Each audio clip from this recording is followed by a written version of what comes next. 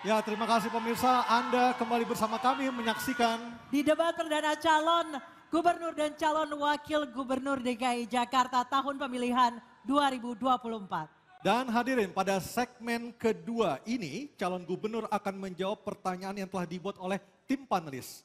Selain menjawab pertanyaan, masing-masing calon gubernur juga diberikan kesempatan menanggapi jawaban dari calon gubernur lainnya. Dan untuk memastikan debat berlangsung adil, pertanyaan masing-masing subtema akan diundi. Kami persilakan kepada para calon gubernur untuk maju ke depan mejanya masing-masing. Baik, hadirin sekalian, pendalaman visi, misi, dan program kerja akan dimulai dengan calon gubernur nomor urut 1. Baik, untuk itu kami persilakan panelis Profesor Dr. R. Siti Zuhro MA untuk mengambil pertanyaan subtema di dalam fishbowl. Setelah itu diperlihatkan ke kamera hadirin dan juga moderator Ibu subtemanya. Silakan. Silakan, Profesor.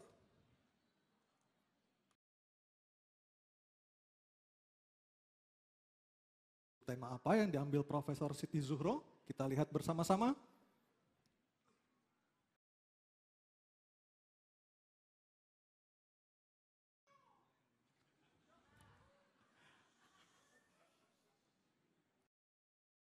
Subtema gender. Oke. Subtema gender dan selanjutnya saya akan mengundang panelis Dr. Gun-Gun Herianto MSI untuk mengambil undian daftar pertanyaan dari fishbowl. Kami persilakan.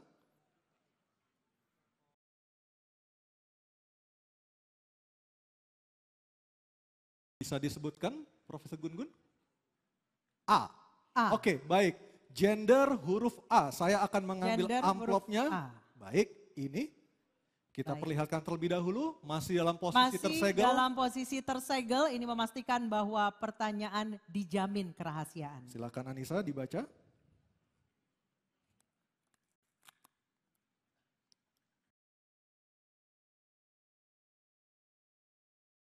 Baik, kami ingatkan para calon gubernur untuk mendengarkan pertanyaan dengan seksama karena pertanyaan tidak akan kami ulang. Pertanyaan untuk calon gubernur nomor urut 1, Bapak Ridwan Kamil adalah indeks ketimpangan gender di Jakarta berdasarkan data BPS tahun 2023 sebesar 0,256. Ketimpangan ini sangat dirasakan dari sisi tingkat partisipasi angkatan kerja perempuan yang hanya 50,12% dibandingkan laki-laki yang mencapai 80,25%. Ketimpangan gender juga memposisikan perempuan sebagai pihak yang dilemahkan, di mana angka pendidikan minimal SMA pada perempuan hanya 65,54% dibandingkan laki-laki yang mencapai 72,71%. Pertanyaan, apa langkah strategis dan konkret Anda untuk meningkatkan partisipasi perempuan di angkatan kerja dan pendidikan? Waktu Anda 2 menit, silakan Bapak. Terima kasih. Kota itu pada umumnya hanya aman buat lelaki dewasa secara teori. Tidak aman buat perempuan, belum aman buat anak-anak, belum nyaman buat lansia, tidak nyaman buat disabilitas. Kuncinya Jakarta di masa depan harus berkeadilan. Tujuan negara hanya 2, adil dan makmur. Maka sebagai gubernur, kalau nanti warga masih merasa tidak adil, silahkan laporkan, diskusikan. Ketimpangan gender ini kuncinya adalah pendidikan. Kita ada program bersama DPRD yang sudah melakukan inisiatif, kita dukung sekolah gratis, tidak hanya di negeri tapi juga swasta. Swasta yang ditunjuk. Insya Allah partisipasi sekolah, ada 1.100-an yang putus sekolah, itu kita bisa lakukan sebuah dukungan khususnya ke kaum perempuan.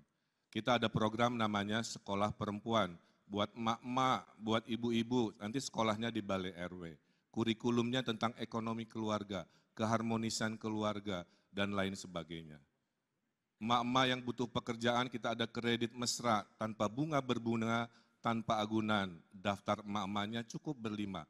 Inilah namanya kredit kelompok 1, 2, 3, 4, 5. Satu masalah 4 bertanggung jawab, puluhan ribu sudah pernah saya lakukan.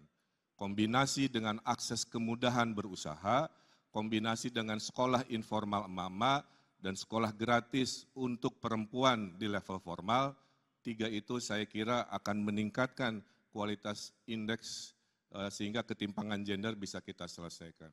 Saya kira perempuan harus dilindungi, perempuan harus memiliki yang namanya kesetaraan dengan perlindungan oleh gubernur dan pemimpin Jakarta. Terima kasih. Baik. Terima kasih Bapak Ridwan Kamil. Mohon tenang hadirin. Kesempatan berikutnya saya berikan kepada calon gubernur nomor urut 2 Bapak Dharma Pongrekun untuk menanggapi jawaban calon gubernur nomor urut 1. Waktunya 1 menit, silakan. Baik, makasih. Kesetaraan gender seharusnya terjadi ketika kita bersikap adil. Dan fondasi untuk kesetaraan itu adalah adab. Tanpa adab, maka kebijakan yang diambil tidak akan pernah adil.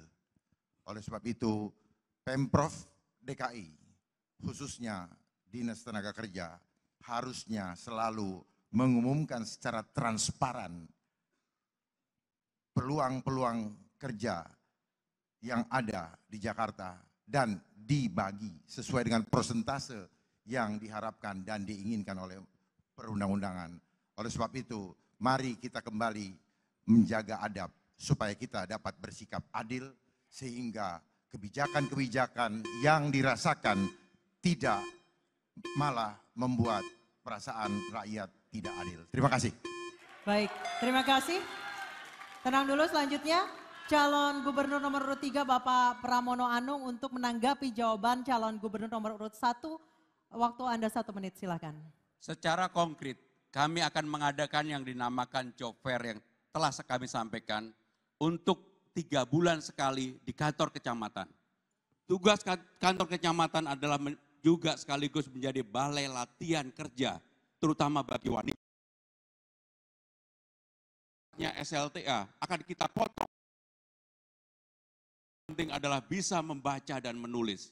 Karena memang menjadi persoalan bagi wanita, bagi perempuan, mereka rata-rata lulusannya di bawah, yang bekerja untuk level di bawah adalah di bawah SLTA.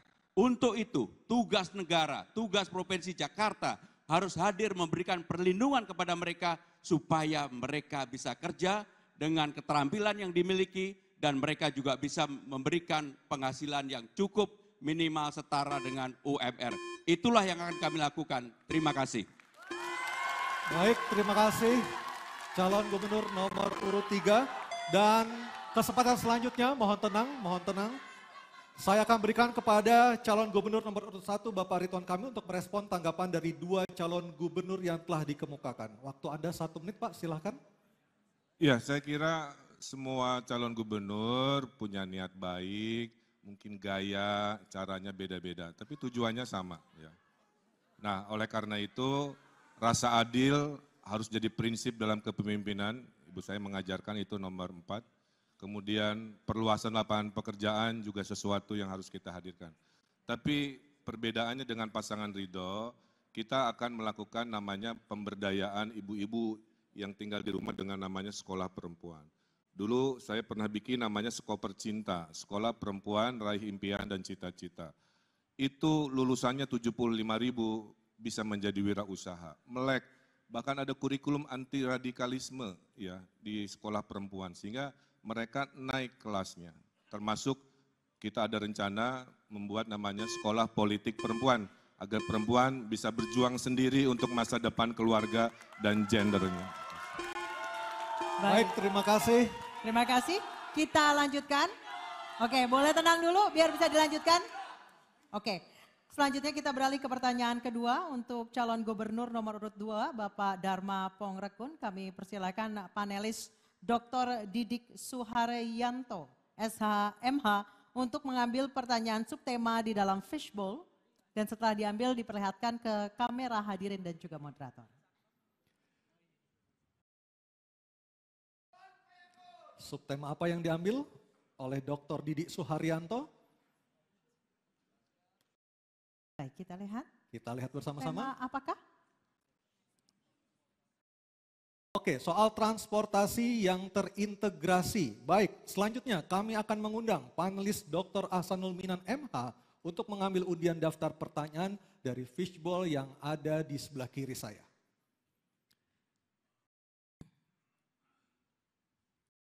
Ya, sudah diambil bolanya. Silakan dibuka. A. Oke, transportasi dan terintegrasi huruf A. Huruf A. Baik. Kita lihat. Kita lihat, saya perlihatkan terlebih dahulu, masih tersegel amplopnya. Masih tersegel amplopnya, silakan. Tandanya Anissa. kerahasiaan dari pertanyaan ini. Oke, kita buka dulu. Kami ingatkan lagi para calon gubernur untuk mendengarkan dengan seksama karena pertanyaan tidak akan diulang. Subtema transportasi terintegrasi. Berdasarkan TomTom Traffic Index tahun 2022, Jakarta menduduki peringkat ke-29 sebagai kota termacet di dunia. Warga Jakarta membutuhkan waktu 53% ekstra lebih lama untuk mencapai tujuan perjalanan mereka selama jam sibuk dibandingkan waktu perjalanan normal. Jumlah kendaraan bermotor tahun 2023 melonjak 24,3% dari 2017 sehingga total kendaraan mencapai 21,9 juta unit berdasarkan data dari Korlantas Polri dan Dinas Perhubungan DKI Jakarta. Aspek transportasi umum dan mobilitas merupakan kelemahan terbesar Jakarta untuk menjadi kota global. Pertanyaan, bagaimana program strategis dalam 5 tahun kepemimpinan Anda untuk mengatasi kemacetan di Jakarta? Waktu menjawab 2 menit dimulai dari Anda berbicara, kami persilahkan. Dengan mengoptimalkan apa yang sudah ada, terutama manajemen. Tidak perlu dulu menambah armada. Manajemen diperbaiki, dioptimalkan, pastikan setiap trek itu jaraknya 10 menit dan harus dipastikan. Kemudian dipastikan keamanan supaya disabilitas, lansia, ibu-ibu hamil maupun anak-anak itu mendapatkan maintenance atau treatment yang khusus. Sehingga demikian juga dengan penggunaan kendaraannya. Kendaraannya harus nyaman, AC-nya dingin, baunya tidak pengap. Dan juga hindari dari hal-hal yang tidak baik. Oleh sebab itu juga perlu ditanamkan budaya budaya antri kepada anak-anak. Masukkan di dalam kurikulum supaya budaya antri ini ada di dalam adab kita. Kemudian baru setelah itu kita evaluasi apakah perlu ditambahkan. Kalau perlu baru kita tambahkan. Jangan kita mengeluarkan anggaran tetapi kita sebenarnya tidak tahu faktor mana yang perlu kita perbaiki. Kemudian kita perlu mengurai kemacetan dengan apa? Dengan membuat suatu compound yang tersentralisasi, di mana di situ ada tempat tinggal, ada pasar, ada sekolah, sehingga transportasi ini juga bisa terkonsolidasi dan dibuat minimal 500 meter dari pemukiman sebagai vendor daripada MRT atau LRT ataupun Transjakarta, yaitu mikrotransportasi yang terhubung satu dengan yang lain. Kemudian juga disiapkan kantong-kantong parkir yang nyaman dan aman supaya banyak orang yang mau naik transportasi umum karena keamanan kendaraan yang tinggal itu terjamin. Waktunya habis. Terima kasih. Waktunya habis. Terima kasih. Dan kami persilakan kepada calon gubernur nomor urut 1 Bapak Ridwan Kamil untuk menanggapinya dalam waktu 1 menit. Kami persilakan Pak Ridwan Kamil.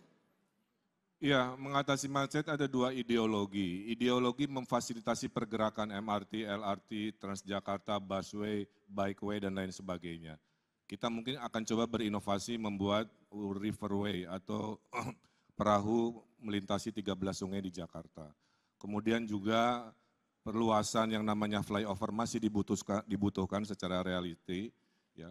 Nah, ideologi kedua yang pasangan Ridho akan kembangkan selama 5 tahun adalah mengurangi pergerakan, membangun pusat-pusat pertumbuhan, CBD di Ancol, di PIK, di Meruya, di Kelapa Gading, di TB Simatupang. Sehingga orang selatan tinggalnya di selatan, tidak usah ke pusat, kerja di selatan, nge-mall di selatan. Orang di barat tinggal di barat, kerja di barat, nge-mallnya di barat, tidak usah semua ke pusat.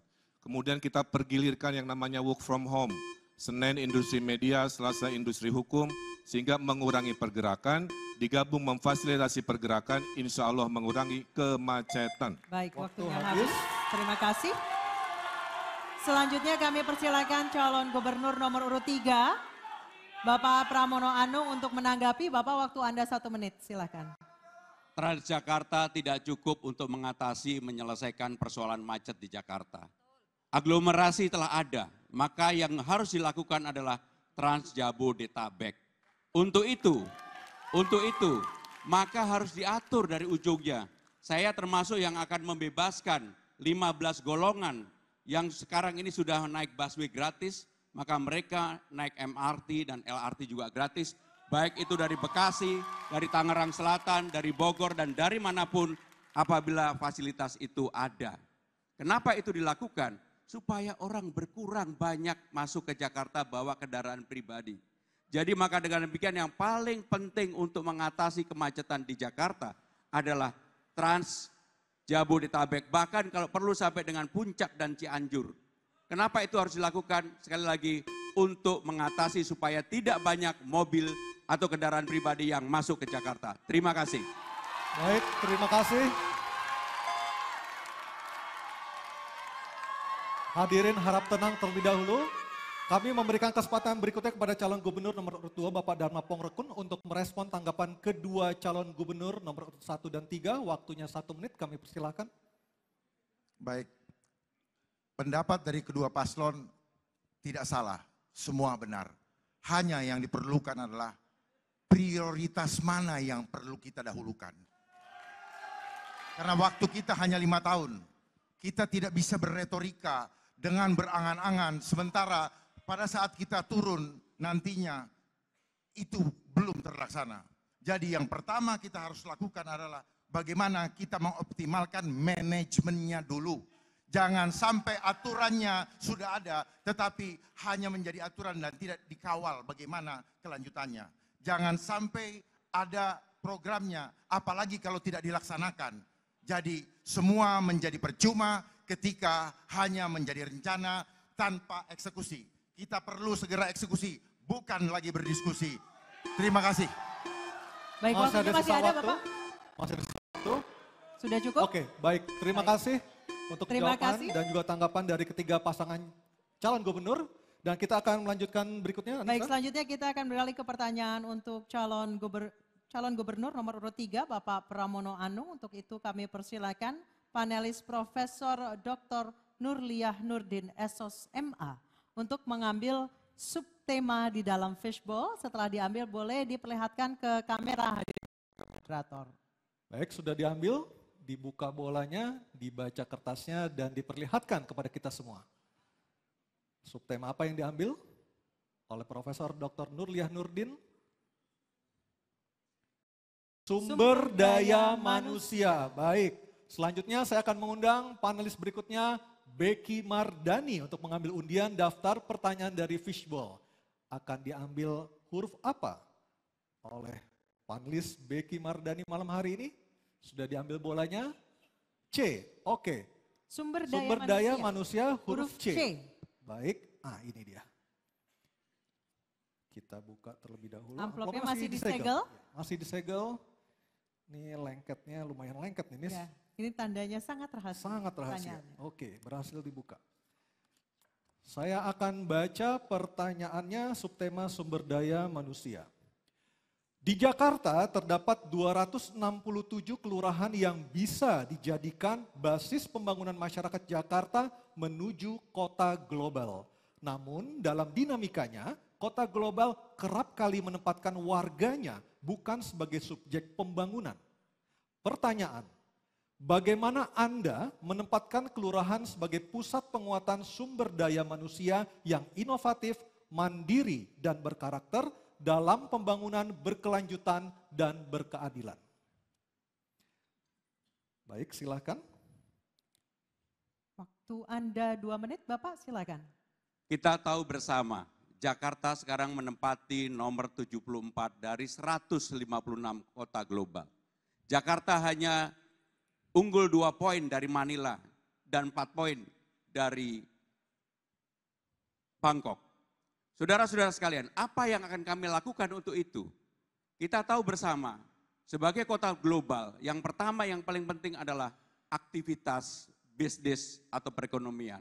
Yang kedua, sumber daya manusia. Yang ketiga, dukungan politik. Yang keempat adalah keterbukaan informasi. Dan yang tidak kalah penting adalah kesiapan kita untuk menjadi kota global. Untuk itu, sumber daya manusia menjadi sangat penting dalam penilaian untuk indeks kota global.